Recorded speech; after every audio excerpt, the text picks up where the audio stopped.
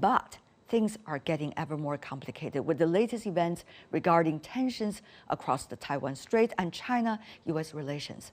So what's the significance of the meeting this time? And how could ASEAN step up sustainability and deal with the latest uncertainties? Let's loop in our panelists.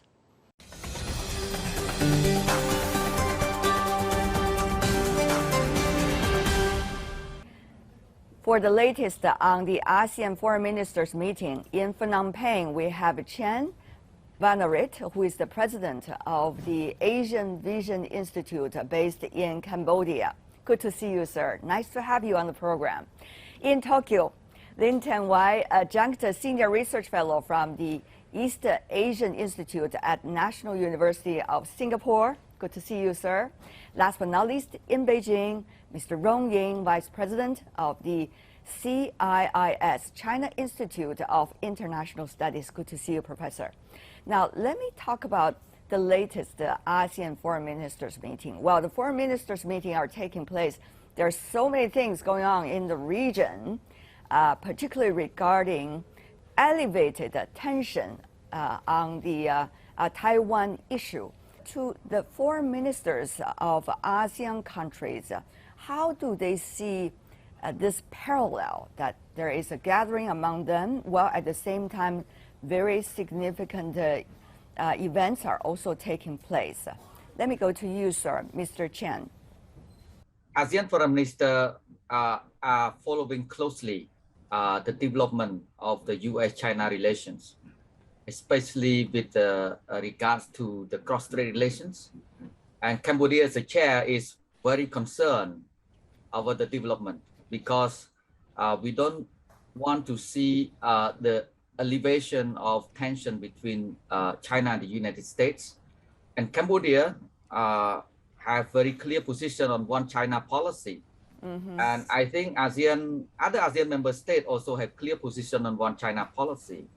So this kind of provocations by the U.S. over the Taiwan issue will, create a new tension. Do you see that the foreign ministers meeting is likely to be further burdened by all of these latest rhetorics? Of course, yes. We already have so many issues on the plate. The post-COVID socio-economic recovery is one of the priority because we are not out of the woods yet. You know, we're still fighting against the COVID-19 across the region and the world. Second, the war in Ukraine and its impact on food security, energy security. We have a Myanmar crisis, which is very complex, still unsettled. We have other issues such as climate change and many more. So this is something that I don't know how they're going to handle, but at least they need to show a unity within ASEAN and to build a good relation with all dialogue partners, so that under the theme of addressing challenges together. So we need to promote multilateral efforts and global collaboration to address all these issues. There, of course, is debate, Mr. Lim, about what role ASEAN should play. Or ASEAN should urge the parties' concerns to address the issue as much as they can and not to escalate the tension. Which role do you see ASEAN could do better? Well, in order to maintain its neutrality, I think most ASEAN countries are trying to reach out to all sides to ensure that peace and stability can continue. Moreover, this current visit really touches only on 2 ASEAN countries. So it remains to be seen whether it will widen to a regional issue. But at the moment, I think ASEAN stands ready as a neutral platform, always to resolve any issues that may threaten the peace and stability of the region.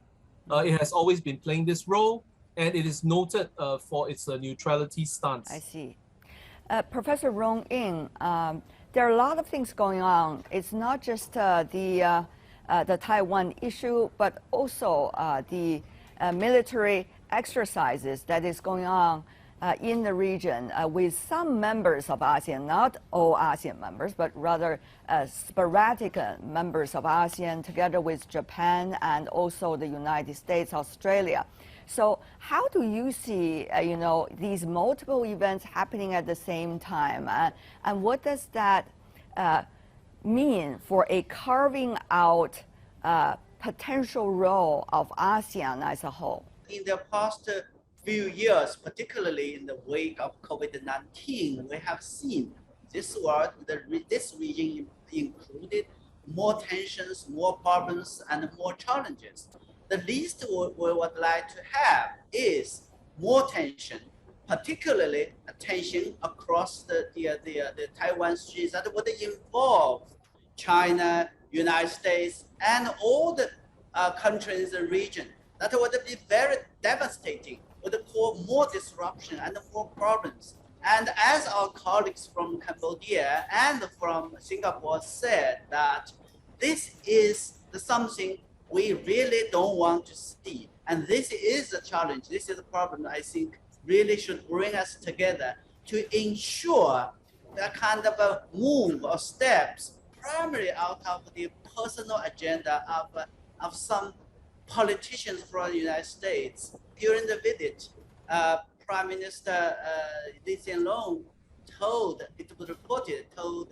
Nancy Pelosi that Singapore and ASEAN is looking for a stable relationship between the United States, China and the United States. But what about the other layer of my question, that there is a joint military exercise going on in the region among some ASEAN members and the United States, Australia, and Japan as well. So do you see that ASEAN is already divided? How is China looking at ASEAN right now? ASEAN as a regional organization, certainly I think it would have to, and it will pursue its own interests according to a kind of consensus that is arising from the member states. And I think for that, the military exercises and other sort of activities that has been doing and working is something I should be look at in this context. I think China does not have a big problem for that, as long as I think there's a clear and line of communications between that. And China has been, of course, called upon to promote cooperation and collaboration to find a way together with its dialogue partners, with regions, with countries inside and outside the regions to find a way to address the common challenges. But I think the least thing China wants to see is more division, more conflict, and particularly those because of the sort of provocations.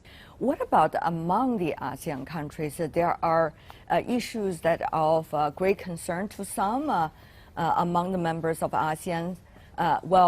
There are those who do not want to prioritize it as the most urgent issue on the list to be discussed.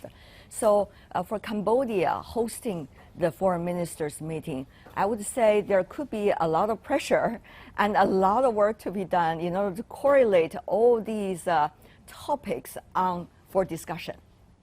It's not easy at all. Prime Minister Hun Sen used to say this is a hot stone, not a hot potato, you know. It's a hot potato you still can eat, but hot stone you cannot eat at all.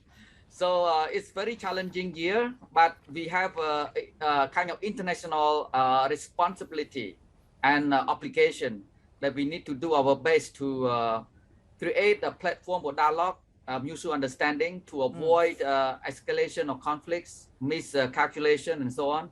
So we do our best, and ASEAN do its best to promote this kind of trust and cooperation between all partners.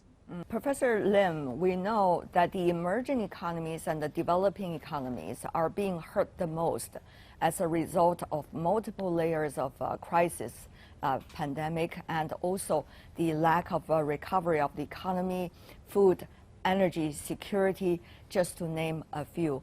So how do you see the foreign ministers of ASEAN countries will be able to lay a good foundation among ASEAN members and for the potential of ASEAN development on the economic recovery? Well, last 2.5 years, the big issue had always been the focus on the pandemic. And fortunately, despite the pandemic, there was no beggar thy neighbor policy, and the countries in the region had collaborated, and they have also linked up, with China and the other regional powers and other superpowers to ensure that the region can work together to mitigate the pandemic. Now, in this meeting, the biggest issue that are facing the participants actually is poverty alleviation. If you look at the statistics, those people who are living under the poverty line of US dollar 1.90 has actually increased after the pandemic, adding about 5 million people into poverty. This is the statistics that's provided by Asian Development Bank. And this is an unfortunate trend because before the pandemic, the poverty alleviation was actually improving from 21 million in 2017 to 19 million in 2019.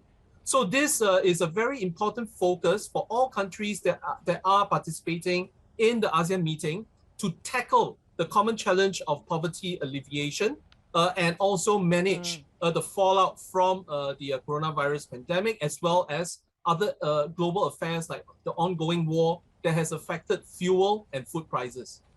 Thank you so much, gentlemen. Chen Banarit, Lim Tan Wai, and Rong Ying. Really appreciate your thoughts, and let's gather together at appropriate time to share our views once again. Thank you so much.